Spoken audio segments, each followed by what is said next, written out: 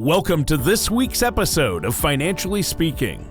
As a local family-built firm, Buska Retirement Solutions, along with its affiliate companies Buska Wealth Management and Legacy Tax Solutions, offer one-stop retirement, tax, and legacy planning services to families nearing or already enjoying retirement. Sue Buska is president of Buska Retirement Solutions, a retirement planning company helping develop financial, Medicare, and health insurance strategies. Over a decade ago, she partnered with her son, Cole Bruner. Cole, an investment advisor representative that's held to a fiduciary duty, is president of Buska Wealth Management, a fee-based registered investment advisory firm providing financial planning and investment management for individuals and businesses. Legacy Tax Solutions offers personal and business tax planning and preparation services. Their enrolled agent, Carl Van Setters, is a military veteran with over 10 years of accounting experience and is committed to maximizing your tax credits wherever possible. Over the last several years, Sue and Cole have continued to grow their team of private wealth advisors to meet the increasing demand of retirees seeking guidance. In 2018, Ryan Connor began serving clients at their Eau Claire location. At their Wausau location, Logan Wooler became a part of the team in 2020. And in 2023, Sue's daughter Kaylee Berenson joined the firm. As a family-built firm with offices in Wausau and Eau Claire, their dedicated team of professionals have the experience to provide custom-tailored strategies to help you achieve your long-term financial goals. The next 30 minutes will be filled with retirement information presented by their team in a simple manner that you can understand. So stay tuned because Financially Speaking starts right now. What is the 4% rule? Let's explore a few situations when it may make sense for you to stop saving for retirement temporarily, of course. Today, Kaylee and I are going to talk about romance scams. And now for our weekly question and answer segment. Welcome back to Financially Speaking. Today I'm joined by Cole and Ryan from Buska Retirement Solutions and Buska Wealth Management. We're going to go through some questions about planning for retirement, but before we do, if you'd like to see your questions answered on a future segment, email us today at info@retirewithbuska.com. Cole, Ryan, thank you so much for joining me. Today we are going to talk about some questions around the 4% rule. Okay.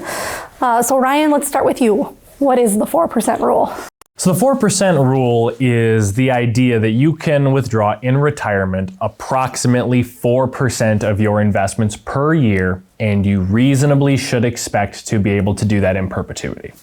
Now, the reliability of that rule and how much it applies to any individual person or couple in any individual period of time can vary. That's going to depend on things like interest rates, what the risk level in your portfolio is, how young you are when you retire or how old you are at any given point. Obviously, the older you are, the more of your portfolio you can withdraw because you are not exposed to as much risk over the course of time. But generally, 4% is kind of the basic rule that folks will follow. Of course, when we are building out income plans, we don't necessarily follow just, the 4% rule, that'll be just fine. There's a lot more that goes into it to make sure that you're being quite comprehensive in terms of your coverage, in terms of making sure things like risk level are appropriate. But when folks are doing some general like, hey, how much should I throw into my 401k so that by the time I retire, I'm okay? Using something like the 4% rule is reasonable to get you going in the right direction. But when you want to really start planning for retirement, you're going to want to be a little bit more comprehensive than that. Yeah, it's a general rule of thumb that's used often in the industry. And actually it dates back to the early 90s when it was first originally kind of presented to the financial world. And over the course of that time, it's changed. If we look at post-2008 era, it was as low as around 2.3%. And now it's back up around that 4% because, of course, we're in a nice high interest rate environment as of right now. But at the same time, that also means inflation has been an issue and all of these other things that we've been dealing with over the last couple of years since the COVID year, of course. So it definitely is something that you want to have that customized plan that's worked out specifically for you to ensure that that's going to carry you through your retirement years rather than just relying on a generalized rule of thumb. Okay, so let's break down the math a little bit. Let's say I wanted to create an annual retirement income of $30,000 using the 4% rule. How much would I need to save to be able to take that income for 30 years? Well, I mean, when it comes to that, that's essentially just a mathematics question. I mean, if we're trying to generate $30,000 per year using the 4% withdrawal rule, then that would indicate we would need $750,000 in that balance to start that withdrawal and then make that last for 30 years according to the 4% withdrawal rule, which is essentially what it was designed for. They were trying to figure out how do we make our money last 30 years in retirement when adjusted for inflation, and they started at that 4%. And so essentially, if we're trying to figure out 30,000, that's a pretty simple math question, just trying to determine how much do we need of that 4% in the balance to get to that 30,000 per year, and that would be 750,000. Great. So what are other cost-effective ways to create retirement income? So one of the important risks that you actually face in retirement that is going to present a problem for you running out of money is something that we call sequence of returns risk. So in retirement, the biggest thing that you're concerned with isn't necessarily getting a really high level of average rate of return, because you're taking money out, probably every single month, or at least on some sort of regular periodic basis. So the thing that we talk about in our books, we talk about on the show all the time, is looking at your risk score and getting the appropriate kind of colors of money involved. So one cost-effective way to help make your money last longer is to look at different green money options. So there are a variety of different options, things like fixed annuities or indexed annuities, things like money markets or CDs that folks are using right now in this higher rate environment, can provide a safe place for you to take money out when markets are down. Because while markets have tended to go up over the course of time, in any given period of time, there is no guarantee. They are risky investments. And so that has been an effective way for clients over the course of many years to make sure that they're able to retire, make the type of withdrawals that they're looking for, whether it's following a 4% or a 3% type rule, depending on the rate environment, without risking the retirement just because, the stock market happened to be down the first 2 years of my retirement, which is the riskiest time period. And so it allows folks to retire with a little bit more financial peace of mind. Yeah, absolutely. And any way you can sidestep that risk is certainly, time well spent. So we talk a lot about making sure that clients have an adequate amount of what we call green money or principal protected money in their portfolio, with the idea that they would draw from those green money assets in time periods of market volatility to avoid withdrawing from money that has gone down in value.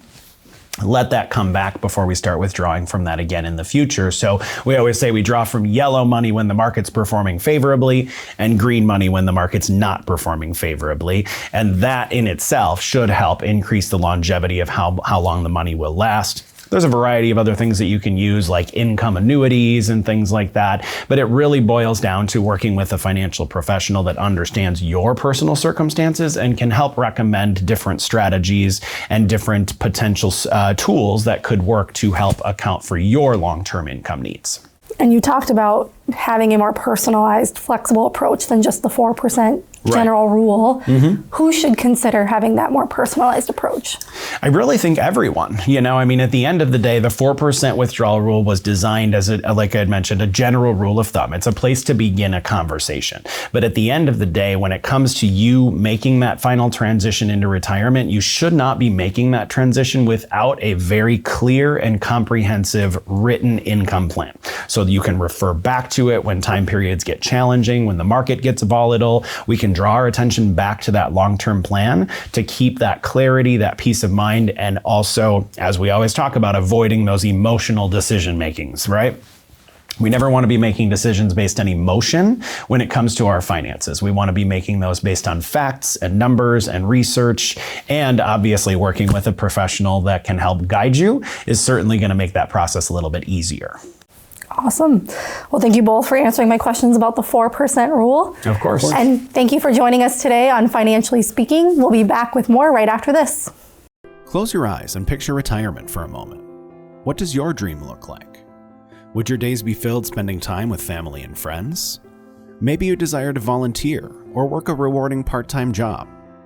Or do you envision traveling the world? Whatever your dream consists of, Buska Retirement Solutions can help you realize it. Call or go online to schedule a complimentary consultation today.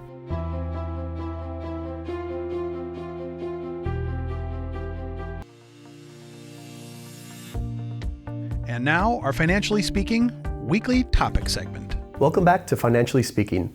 I'm Logan Waller from Buska Retirement Solutions and Buska Wealth Management. Today, I want to talk about situations in which it might make sense to press or pause on your retirement savings. Being financially healthy throughout your journey to retirement is just as important as being financially healthy once you retire. An article in U.S. News and World Report titled 8 Times to Stop Saving for Retirement, and another in Smart Asset titled 4 Reasons to Skip Out on 401k Contributions both explain why you may want to pause contributions. Let's explore a few situations when it may make sense for you to stop saving for retirement temporarily, of course. This information was especially relevant for some people during the pandemic, but these ideas really apply anytime, whether the economy is up or down. And to make it abundantly clear, these are all temporary situations in which it may make sense to pause retirement savings. First, the U.S. News article says you may want to take a break from putting money into your retirement savings while you're trying to rebound from health crises. During a health crisis, it may be beneficial or perhaps even essential to pause saving for retirement. If you get slapped with medical expenses that your insurance company doesn't cover, those bills have to be paid out of your own pocket. And it's safe to say that it doesn't take long for healthcare bills to add up. If you have ongoing relationship with a financial service professional, you may want to keep in close touch with them if you have a health crisis. They'll be able to equip to help you find ways to cover those out-of-pocket expenses without jeopardizing your future. If you aren't working with a financial services professional, you may want to consider it. The next reason, which is mentioned in both articles, is to get rid of credit card debt. If you're currently saddled with credit card debt large enough that you can't pay it off each month, it may be a wise move to take a break from saving for retirement so that way you can get rid of your credit card debt once and for all. As the article notes, the interest you're likely paying on your credit cards may very well wipe out the gains you're enjoying in your retirement strategy. That means getting your credit cards under control will have financial payoffs beyond just reducing your monthly expenses. Consider this. If you have a credit card balance with an interest rate of 17% and your retirement accounts are earning 8%, you've obviously got a gap that you want to address as quickly as possible. Third, U.S. News suggests that you may want to pause your contributions to cover unexpected unemployment. Losing your job is a terrifying prospect. And if you find yourself in that position, you're entitled to take the necessary steps to go through it. If you or your spouse is temporarily out of a job, you can use the money you are dedicating to retirement to cover household expenses. Then, when your employment situation stabilizes, you can get right back to stocking money away for retirement. Fourth, U.S. News says pausing your contributions may make it easier to save to buy a home. Using the money you are dedicating to your retirement to save up a larger down payment or to cover considering closing costs may be an appropriate financial move that could help you build equity faster in a long-term asset like your home. The fifth reason to pause your retirement savings is to build an emergency fund. Both articles suggest this. Having enough cash saved to cover unforeseen expenses is critical, and many experts recommend having enough money to cover your expenses for 6 months to a year. A great thing about pausing for an emergency fund is that it has a clear endpoint. If you need to save $8,000, you know how to get there. Once you hit that number, you can pivot right back to bulking up your retirement savings. The Smart Asset article suggests that if your 401k's fees are so high that they negate any returns on your account, you may want to consider putting money in an IRA instead. The contribution limit is lower for IRAs, so you may not be able to save as much, but it may help you avoid paying high fees. Smart Asset also points out that if you're worried about the long-term tax implications of your 401k, you may want to consider an alternative. With a 401k, you pay taxes on those funds when you start withdrawing them so that the money increases your tax liability in retirement. Before I sign off, I want to reiterate that I believe pausing your retirement contributions should, in most cases, be a temporary shift. Putting off saving for retirement may have you scrambling to catch up later in life. Speaking with a financial service professional about pausing contributions or choosing an alternative to a 401k contributions can help ensure that you make appropriate choices. If you'd like to discuss your retirement contributions and overall financial strategy, you can contact our office today at retirewithbuska.com or call 715-355-4445. We'll be right back with more Financially Speaking after this. Have you heard the term fiduciary before? According to Investopedia.com, being a fiduciary means being legally bound to put your client's best interest ahead of your own. Did you know that investment advisors have a fiduciary duty to clients, but broker-dealers just have to meet the less stringent suitability standard, which doesn't require putting their client's best interest ahead of their own? At Buska Wealth Management, all of our advisors are fiduciaries to provide our clients more peace of mind. Call us today or go online to schedule your complimentary review. And now our Financially Speaking weekly desk segment. Welcome back to Financially Speaking. I'm Sue Buska from Buska Retirement Solutions, and joining me today is my daughter, Kaylee Berenson. Today, Kaylee and I are going to talk about romance scams. That's right, Mom, and I think that this is a very relevant topic in today's day and age. In an article titled, "Women Who Lost Everything in a Romance Scam Finds New Purpose," the AARP article reports that money lost to romance scams added up to $1.14 billion in 2023. And that's a really scary number. Isn't it? The median loss per person was around $2,000, which is higher than losses people have suffered when subjected to other imposter scams.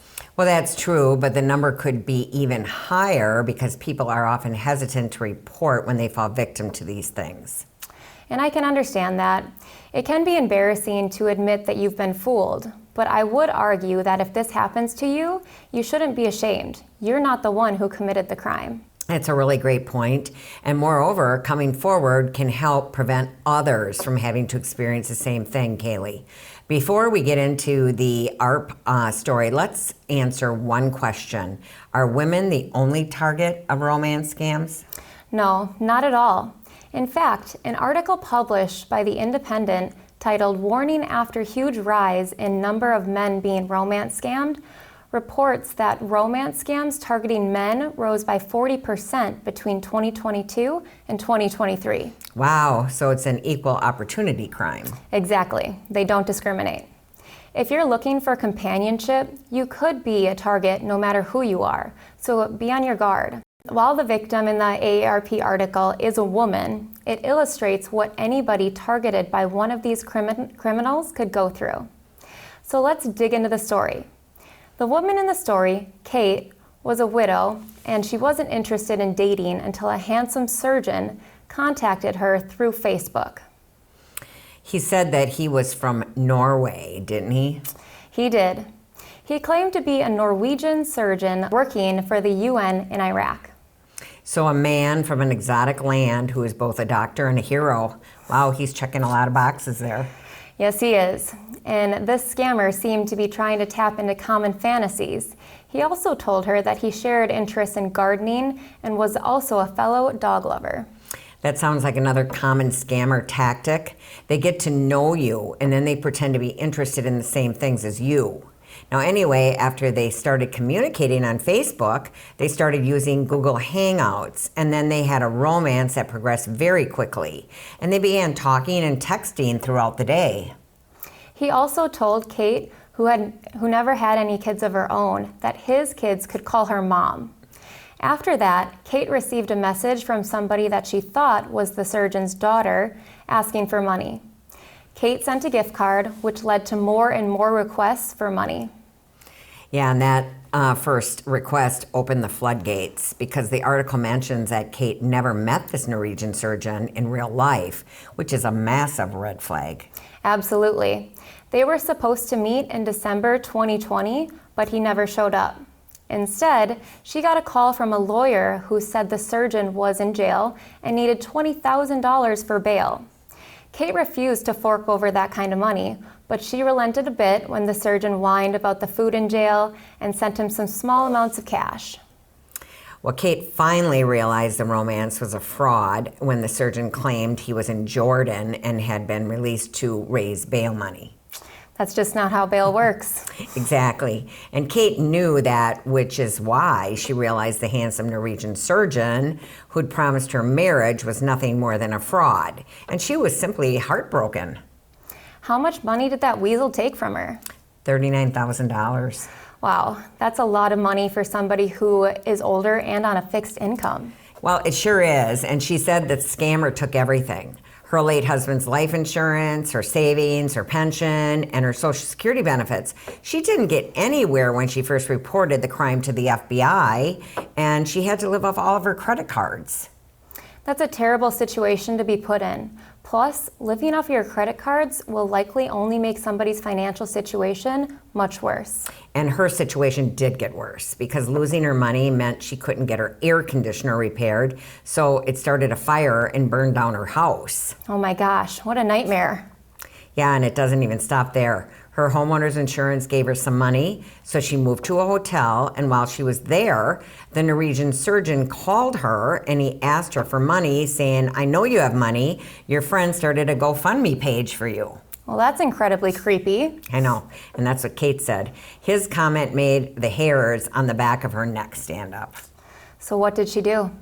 Well, she finally called the ARP Fraud Watch Department helpline, where volunteers offered her support and guidance.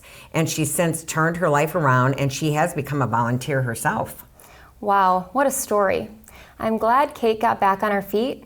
So Mom, how can people tell if they're going to be on the receiving end of a romance scam? Well, that's a great question, Kaylee. The ARP's page on romance scams has a list. Number 1 on the list, the person's profile picture makes them look like a model. Number 2, the person wants to move the conversation off of Facebook or the dating site that you're on and use instant messaging or email. Why would they want to do that? Well, Kaspersky article titled Online Dating Scams and How to Avoid Them says that this is so that the dating site won't have a record of the scam. That makes sense. That way the dating site doesn't kick them off and they can keep scamming other people. That's right. And the dating app provides a messaging system. And if that's not good enough for your suitor, consider it a red flag and end that relationship. Another red flag is when they start lavishing you with attention and flooding you with messages. They're trying to draw you in and make you feel special. Exactly. And they may also promise to meet you in person, but come up with an excuse as to why they can't every time.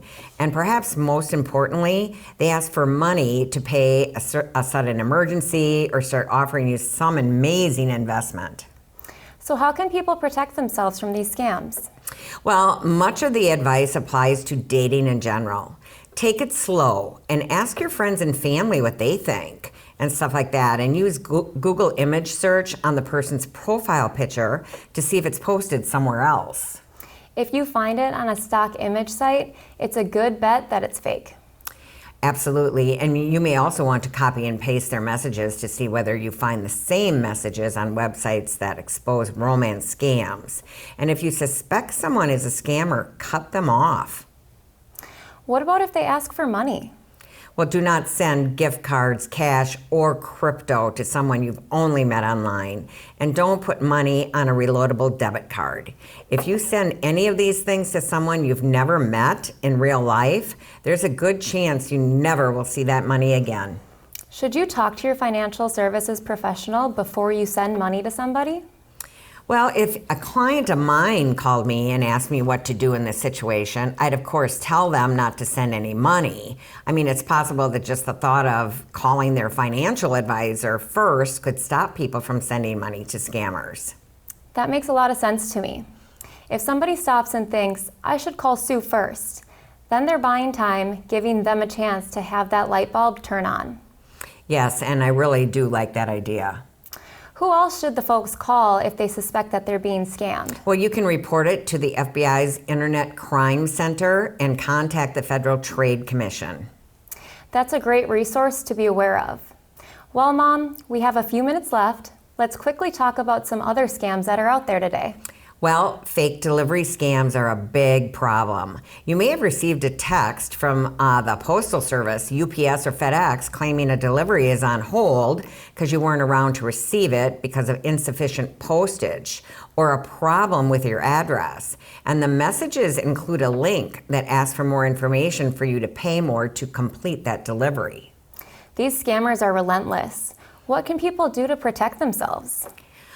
Yes, they really are. And the main thing is to avoid giving away any information unless you know for sure it's a legitimate site. You can also report messages like these to FTC. Those are all great tips, Mom. Viewers, if you're concerned about scams, you can learn all about different tactics people are using by visiting the scams page on the AARP page. That's right, and there's so much more to cover on this subject, but we're out of time. Now, if you have any questions or concerns about scams, contact our office today at retirewithbuska.com or call 715-355-4445. We'll be right back with more Financially Speaking after this. Are you ready to make your retirement planning more stress-free? I'm Cole Bruner from Buska Retirement Solutions, Buska Wealth Management, and Legacy Tax Solutions. Between our three companies, there's a lot we can do to make securing your future easier. By creating a comprehensive retirement plan that incorporates retirement income solutions, investment management, estate planning, tax strategies, as well as health insurance and Medicare planning, you can retire with more confidence and peace of mind. Call us today or go online to schedule your complimentary review. Thank you for tuning in to this week's edition of Financially Speaking. We're glad you were able to join us today, and we hope you learned some useful retirement tips along the way. On today's show, we covered a number of important topics, and hopefully we did so in a manner that was easy for you to understand. This is the same way we communicate to our clients when we meet with them in person. Remember, with the help of the right financial services professional, you can create a quality retirement, and our team is here to help. Right now may be a great time to get that second opinion on your retirement plan. Call us at 715-355-4445 or go to retirewithbuska.com to continue your retirement education, catch up on previous episodes of our TV and radio show, or schedule your complimentary, no obligation consultation. If you have any questions or comments about today's show, call us at 715-355-4445 or feel free to send us an email at info@retirewithbuska.com. Join us next week at the same time and same place for another episode of Financially Speaking.